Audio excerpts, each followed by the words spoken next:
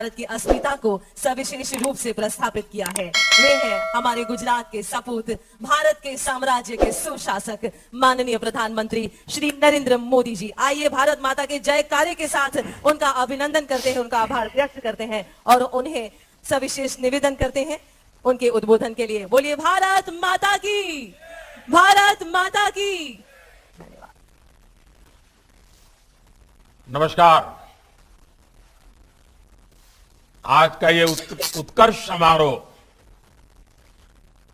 सचमुच में उत्तम है और इस बात का प्रमाण है जब सरकार ईमानदारी से एक संकल्प लेकर लाभार्थी तक पहुंचती है तो कितने सार्थक परिणाम मिलते हैं। मैं भरूच जिला प्रशासन को, गुजरात सरकार को, सामाजिक सुरक्षा से जुड़ी 4 योजनाओं के 100% सैचुरेशन कवरेज के लिए आप सबको जितनी बधाई दूं उतनी कम है। आप सब अनेक अनेक बधाई के अधिकारी हैं। अभी मैं जब इन योजनाओं के लाभार्थियों से बातचीत कर रहा था तो मैं देख रहा था कि उनके भीतर कितना संतोष है, कितना आत्मविश्वास है। मुसीबतों से मुकाबला करने में जब सरकार की छोटी सी भी मदद मिल जाए तो हौसला कितना बुलंद हो जाता है और मुसीबत खुद मजबूर हो जाती है और जो मुसीबत को झेलता है वो मजबूत हो जाता है। ये आज मैं आप सबके साथ बातचीत करते हुए अनुभव कर रहा था। इन 4 योजनाओं में जिन भी बहनों की, जिन भी परिवारों को लाभ मिला है वो मेरे आदिवासी समाज के भाई बहन, मेरे दलित पिछड़े वर्ग के भाई बहन, मेरे अल्पसंख्यक समाज के भाई बहन। अक्सर हम देखते हैं कि जानकारी के अभाव में अनेक लोग योजनाओं के लाभ से वंचित रह जाते हैं। कभी कभी तो योजनाएं कागज पर ही रह जाती हैं। कभी कभी योजनाएं कोई बेईमान लोग उठा करके ले जाते हैं फायदा। लेकिन जब इरादा हो,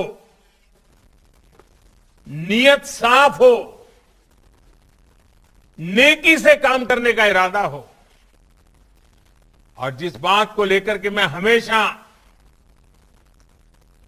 काम करने की कोशिश करता हूं वो है सबका साथ, सबका विकास की भावना, जिससे नतीजे भी मिलते हैं। किसी भी योजना के 100% लाभार्थी तक पहुंचना एक बड़ा लक्ष्य है। काम कठिन जरूर है लेकिन रास्ता सही यही है। मैं सभी लाभार्थियों को, प्रशासन को, ये आपने जो अचीव किया है इसके लिए बधाई देना ही है मुझे। साथियों, आप जानते हैं भली भांति हमारी सरकार जब से आपने मुझे गुजरात से दिल्ली की सेवा के लिए भेजा, देश की सेवा के लिए भेजा, अब उसको भी 8 वर्ष हो जाएंगे। 8 वर्ष सेवा, सुशासन और गरीब कल्याण को समर्पित रहे। आज जो कुछ भी मैं कर पा रहा हूं वो आप ही लोगों के पास सीखा हूं, आप ही के बीच में जीते हुए विकास क्या होता है, दुख दर्द क्या होते हैं, गरीबी क्या होती है, मुसीबतें क्या होती हैं, उनको बहुत निकट से अनुभव किया है। और वही अनुभव है जिसको लेकर के आज पूरे देश के लिए, देश के करोड़ों करोड़ों नागरिकों के लिए एक परिवार के सदस्य के रूप में काम कर रहा हूं।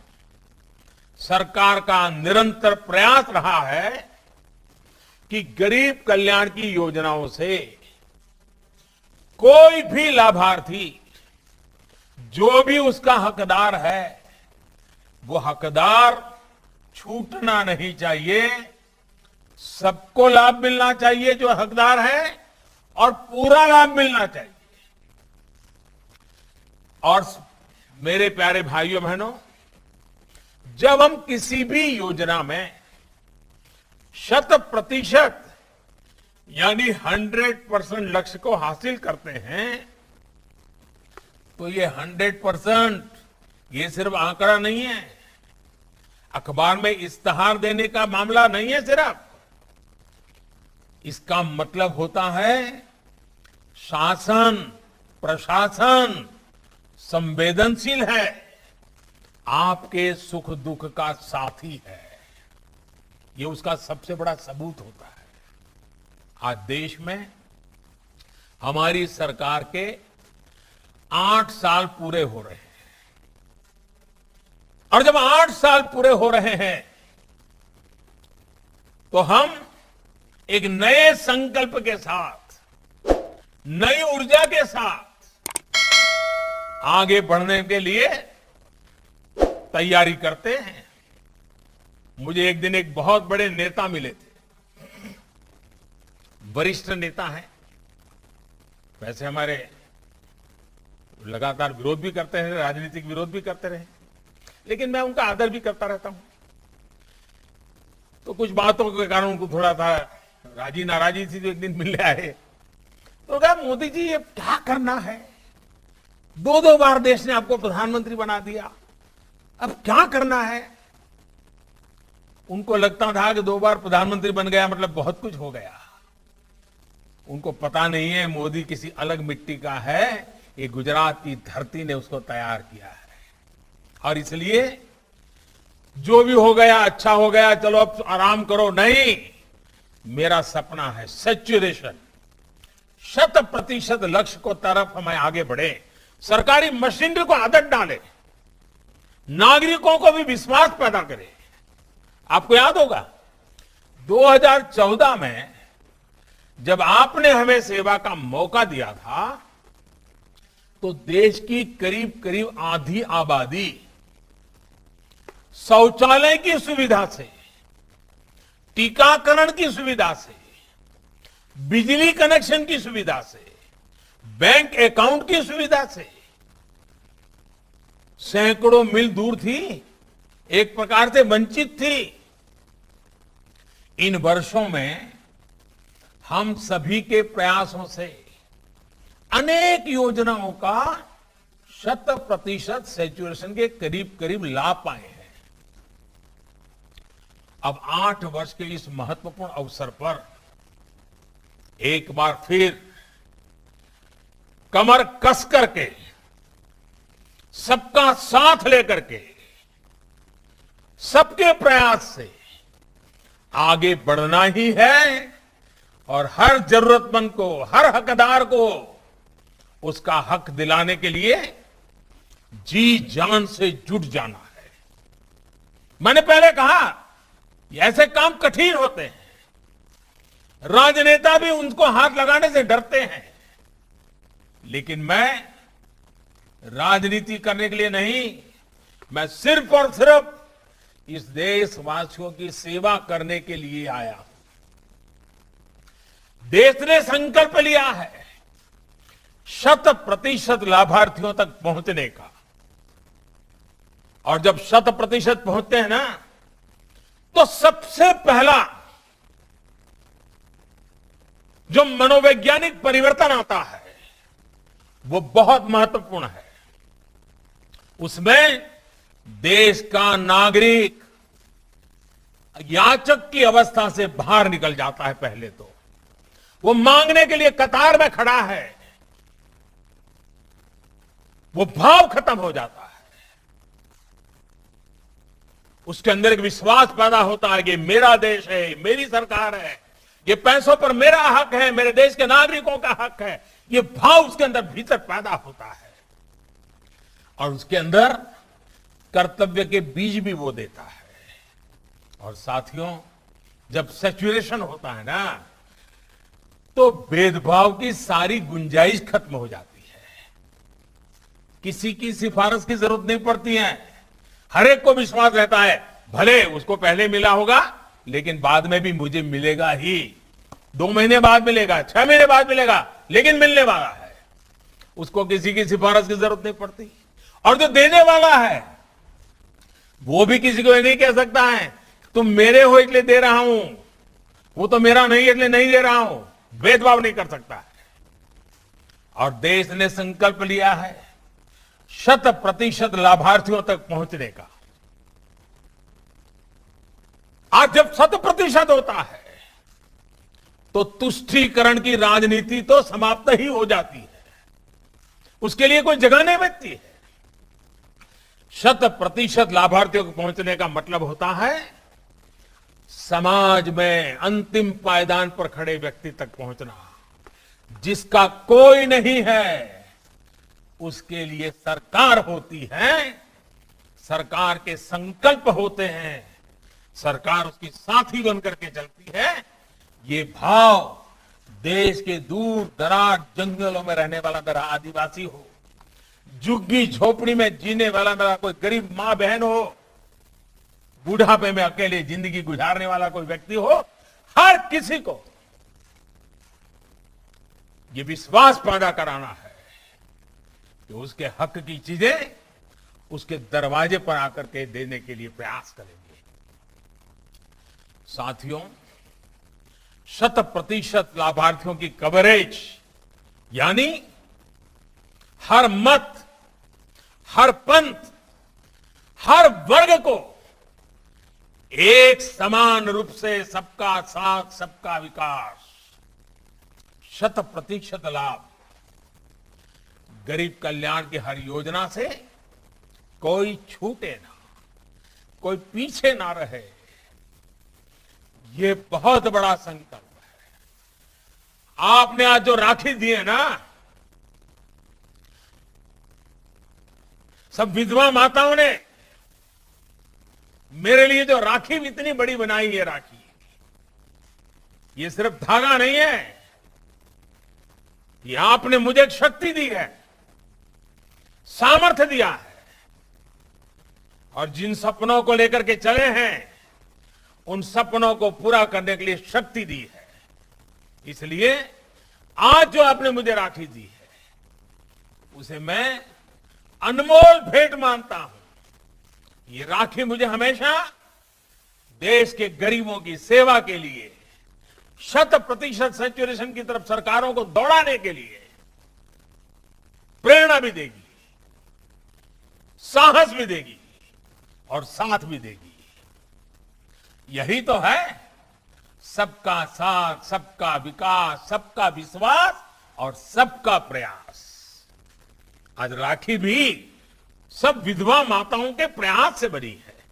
और मैं तो जब गुजरात में था, बार बार मैं कहता था, कभी कभी खबरें आती थी मेरे पर, मेरी सुरक्षा को लेकर के खबरें आती थी। एक आध बार तो मेरी बीमारी की खबर आ गई थी।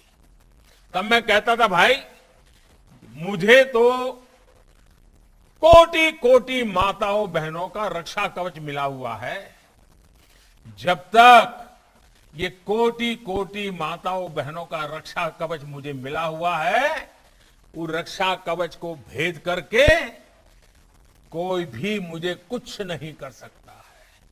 और आज मैं देख रहा हूं हर कदम पर, हर पल माताएं बहनें, उनके आशीर्वाद हमेशा मुझ पर बने रहते हैं। इन माताओं बहनों का जितना मैं कर्ज चुका हूं उतना कम है।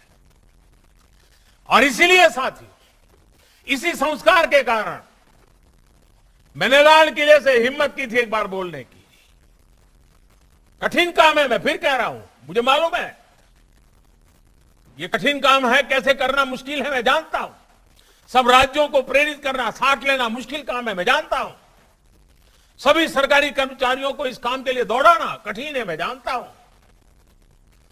लेकिन आजादी का अमृत काल है, आजादी के 75 साल हुए हैं। इस अमृत काल में मूलभूत सुविधाओं की योजनाओं के सैचुरेशन की बात मैंने लाल किले से कही थी। 100% सेवा भाव का हमारा यह अभियान सामाजिक न्याय, सोशल जस्टिस का बहुत बड़ा माध्यम है। मुझे खुशी है कि हमारे गुजरात के मृदु और मक्कम मुख्यमंत्री भूपेंद्र भाई पटेल, उनके नेतृत्व में गुजरात सरकार इस संकल्प को सिद्ध करने में पूरी निष्ठा के साथ जुटी है। साथियों, हमारी सरकार ने सामाजिक सुरक्षा, जन कल्याण और गरीबों को गरिमा, ये सारा जो मेरा सैचुरेशन का अभियान है ना, अगर एक शब्द में कहना है तो वो यही है, गरीब को गरिमा। गरीब की गरिमा के लिए सरकार, गरीब की गरिमा के लिए संकल्प और गरीब की गरिमा के संस्कार, यही तो हमें प्रेरित करते हैं। पहले हम जब सोशल सिक्योरिटी की बात सुनते थे तो अक्सर दूसरे छोटे छोटे देशों के उदाहरण देते थे। भारत में इनको लागू करने के जो भी प्रयास हुए हैं, उनका दायरा और प्रभाव दोनों बहुत सीमित रहे। लेकिन साल 2014 के बाद देश ने अपने दायरे को व्यापक किया। देश सबको साथ लेकर चला। परिणाम हम सभी के सामने है। 50 करोड़ से अधिक देशवासियों को 5 लाख रुपए तक मुफ्त इलाज की सुविधा मिली। करोड़ों लोगों को 4 लाख रुपया तक के दुर्घटना और जीवन बीमा की सुविधा मिली। करोड़ों भारतीयों को 60 वर्ष की आयु के बाद एक निश्चित पेंशन की व्यवस्था मिली। अपना पक्का घर, टॉयलेट, गैस कनेक्शन, बिजली कनेक्शन, पानी का कनेक्शन, बैंक में खाता, ऐसी सुविधाओं के लिए तो गरीब सरकारी दफ्तरों के चक्कर काट काट करके उनकी जिंदगी पूरी हो जाती थी, वो हार जाते थे। हमारी सरकार ने इन सारी परिस्थितियों को बदला, योजनाओं में सुधार किया, नए लक्ष्य बनाए और उन्हें निरंतर हम प्राप्त भी कर रहे हैं। इसी कड़ी में किसानों को पहली बार सीधी मदद मिली। छोटे किसानों को तो कोई पूछता नहीं था भाई, और हमारे देश में 90% छोटे किसान हैं। 80% से ज्यादा, करीब करीब 90%, जिसके पास 2 एकड़ भूमि मुश्किल से है। उन छोटे किसानों के लिए हमने अनेक योजना बनाई। हमारे मछुआरे भाई बहन, बैंक वाले उनको पूछते नहीं थे। हमने किसान क्रेडिट कार्ड जैसा है वो मछुआरों के लिए शुरू किया। इतना ही नहीं, रेहड़ी पटरी ठेले वालों को पीएम स्वनिधि के रूप में बैंक से पहली बार सहायता सुनिश्चित हुई है। और मैं तो चाहूंगा, और हमारे सीआर पाटिल जी और भारतीय जनता पार्टी के कार्यकर्ताओं ने सभी नगरों में ये रेहड़ी पटरी वालों को स्वनिधि के पैसे मिले, उनका व्यापार कारोबार ब्याज के चक्कर से मुक्त हो जाए, जो भी मेहनत करके कमाए वो घर के काम आए। इसके लिए जो अभियान चलाया है, मैं चाहूंगा भरूच हो, अंकलेश्वर हो, वालिया हो, सभी अपने इन नगरों में भी इसका फायदा पहुंचे। हम तो भरूच में મારે રૂબરૂ આવવું જોઈએ અને ઘણા સમયથી આવ્યો નથી એટલે મન થાય બી ખરું, કારણ કે ભરૂચ જોડે મારો નાતો બહુ જૂનો રહ્યો છે અને ભરૂચ તો આપણો સાંસ્કૃતિક વિરાસત છે, વ્યાપારનું સાંસ્કૃતિક વિરાસતનું હજારો વર્ષ જૂનું કેન્દ્ર રહ્યું છે।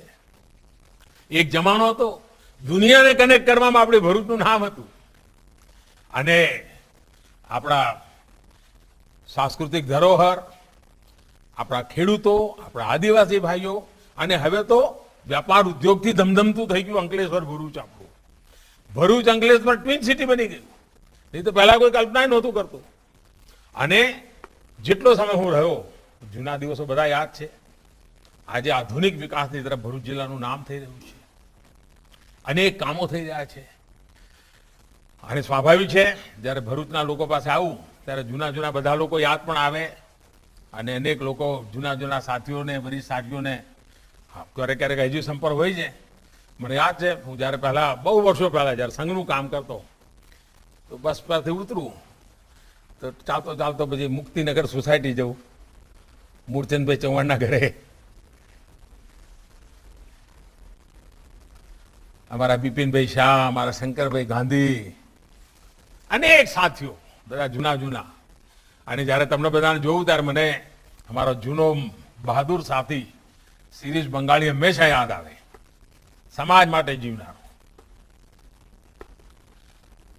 અને આપણને ખબર છે, લલ્લુભાઈનો ચકલેથી નીકળીએ આપણે, અને આપણો 532 વિસ્તાર, અત્યારે જે 20-25 વર્ષના છોકરા છોકરીઓ છે ને, એમને તો ખબર નહીં હોય કે 532 ના લલ્લુભાઈના ચકલેના શું દશા હતી.